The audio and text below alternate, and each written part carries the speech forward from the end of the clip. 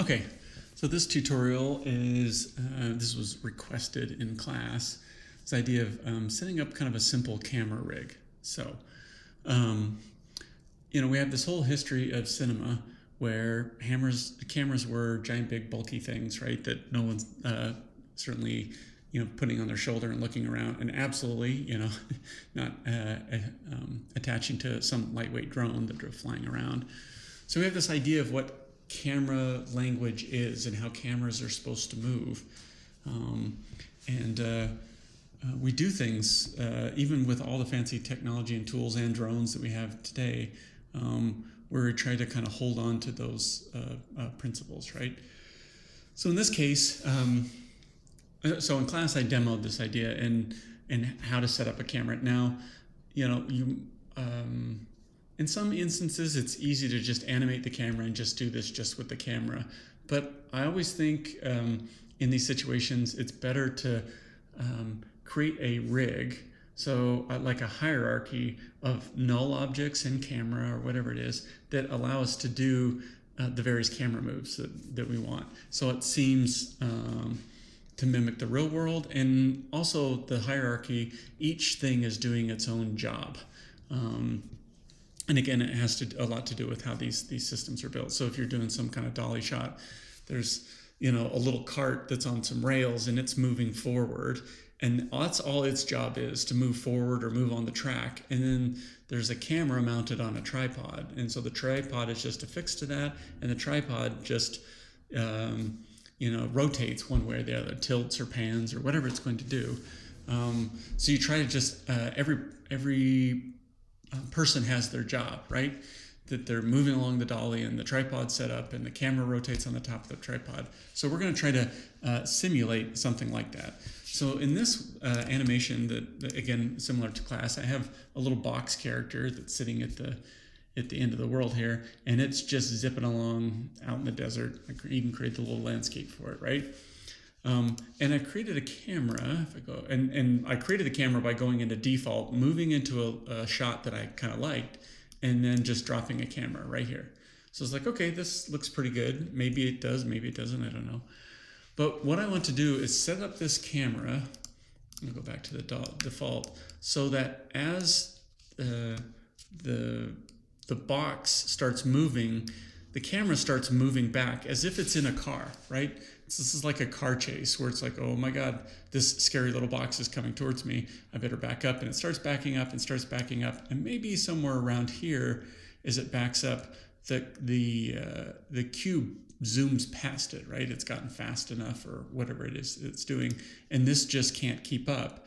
And as this goes past, and this car, the cart or car that it's on, is just moving slower, the camera sitting on top of a tripod will just rotate to look at that. And I don't want to I already have this angle that I kind of like with that camera. I just want the camera to rotate on the world axis. Now, I could flip the world axis up here when I do this, but from a calculation standpoint, it would be better if I have the camera set up within this hierarchy. So I'm going to show you how to set up the hierarchy and do the little animation in like 7 minutes. Ready, set, go.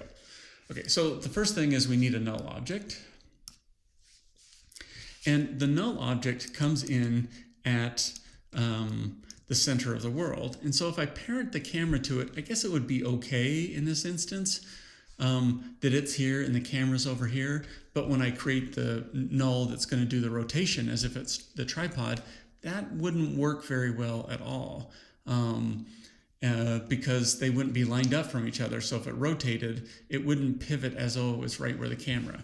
So what I need to do is line these objects up, and there's various ways to do this, but the old school way that works in every single software program without having to use constraints is just to zero out the transformation. So right now, this null object is at 0, 0, 0, because that's where the center of the world is. That's where the world coordinate system starts, right?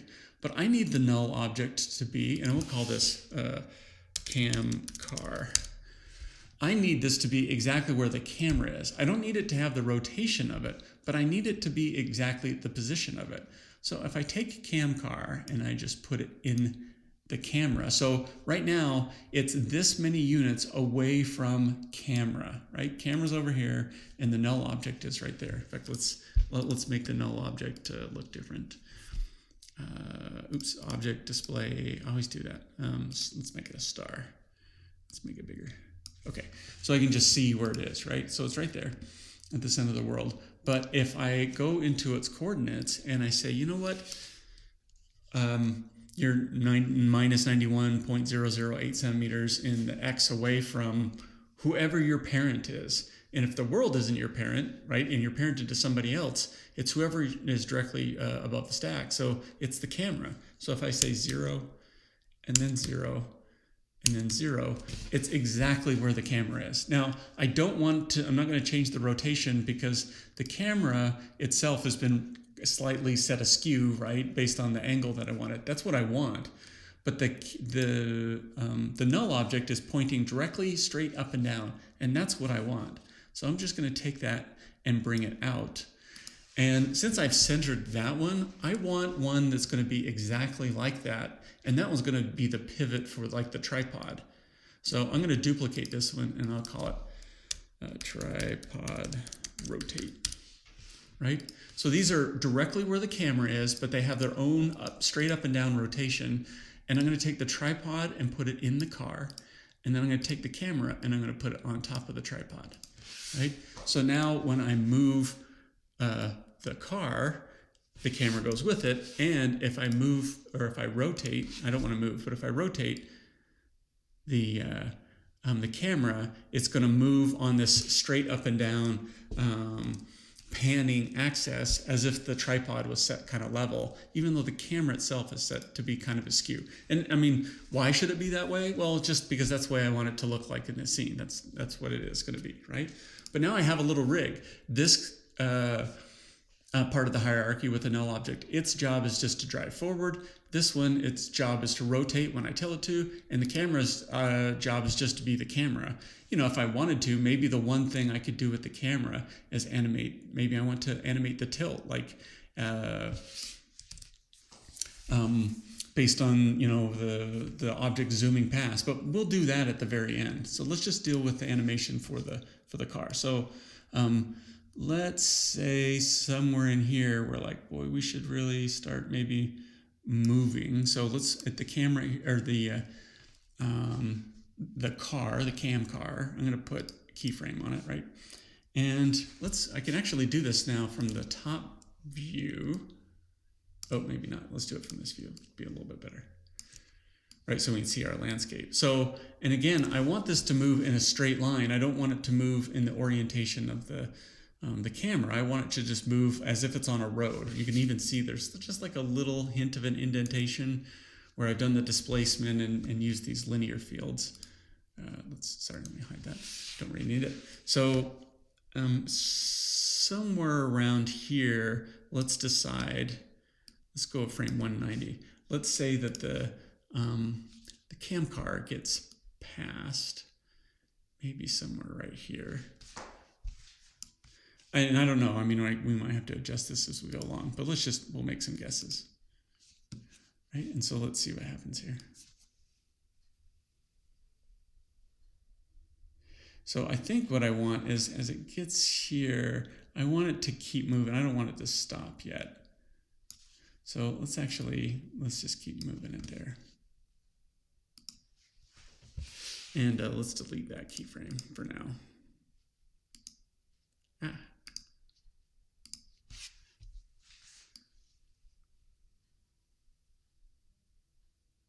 Right, it kind of slows down. So maybe as it's getting caught right here, right, then we need to start doing the rotating along that. And we might adjust these keyframes as we go along. Let's go back into the camera so we can see what's going on.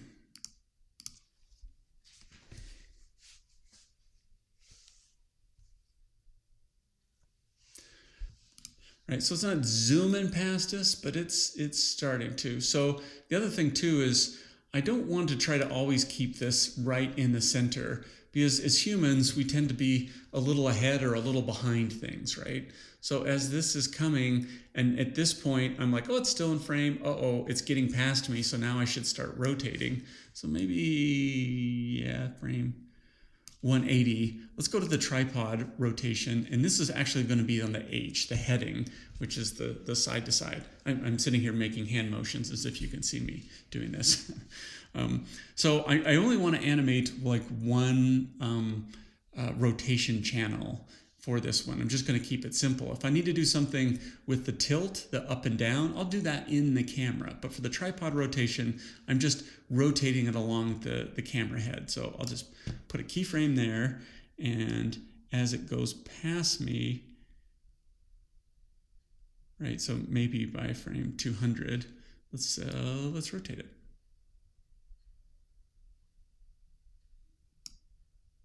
And at this point, I'm just going to keep it a little behind. In fact, maybe what I can do is it's going along. Where did I stop here? About right there. I think that was right. So let's go to frame 220.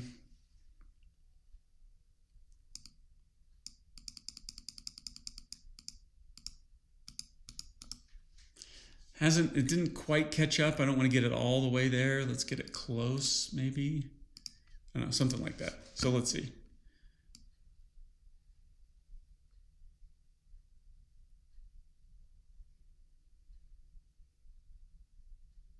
So I'm behind the curve, and that's a little, well, it just depends on the playback, right?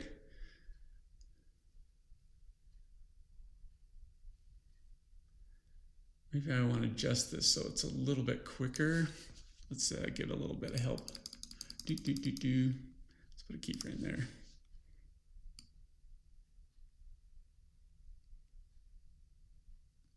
And maybe what I need to do is just make that one a little bit. I'm going to delete this one. So let's get it back. There we go. The rotation's a little bit cleaner.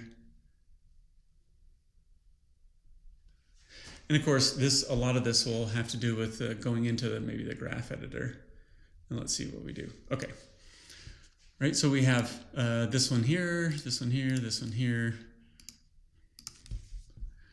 So the Boxy starts moving, the car starts backing up, it realizes it's about to be overtaken, and then we watch it go past. Right, like we just couldn't keep up. And I think the one thing, I would animate the car maybe still moving just slightly down the road. But that's pretty good. It's 12 minutes into a tutorial, right? So hopefully this makes sense, right? So all we have to do is worry about the car going in one direction, and then all we have to do is worry about the tripod. And then, let's do one last thing here. As it goes past, maybe there's something like a sunset, right? The whole idea is Boxy's driving off into the sunset here. So maybe what happens, and the other thing too here is that, we'll just see here. I'm going to do a couple little tweaks. As it goes past, maybe at 210, I'm going to take the camera here, which has a tilt, right, moving up and down. So I'm going to put a keyframe on it. And as the animation keeps going, I think it goes all the way to 280. I'm just going to keep the camera lifting on off into the sunset.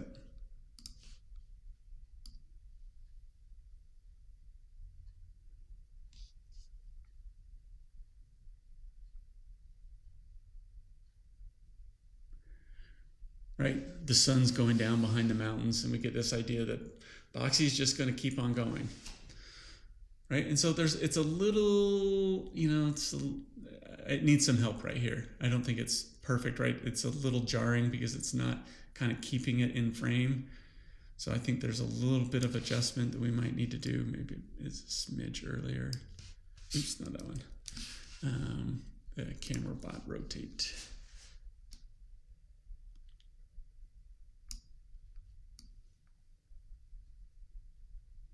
There we go. It's a little bit better. I always want to see part of the car, like what it's doing, or the Boxy, right, as it's moving on through there. So I always get a sense of it as it's moving along. So it doesn't disappear from the camera. So it's just changing how that's rotating and working, right?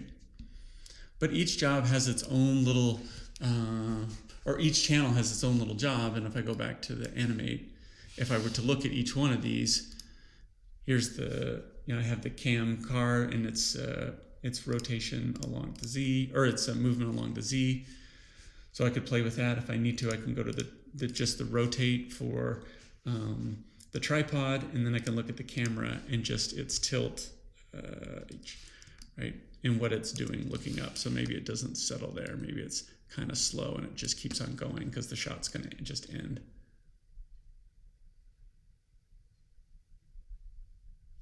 Right, and that's just going to be the end of the 280. It's the end of the shot. Okay. All right, so camera rigs, really important. They can do lots of things for you, right? So the whole idea is using these null objects as like the hinges of the machine, right? They're going to do a pivot, and each part of it has its own specific job, right? Just a little bit of camera work, and we think about how cameras happen in the real world allows us to create virtual cameras that feel a little more dramatic and believable, and they have the context of storytelling that we're used to looking at in movies for, all of our lives. So it's important to reference those even though we're doing this all virtually. All right, hope that helps.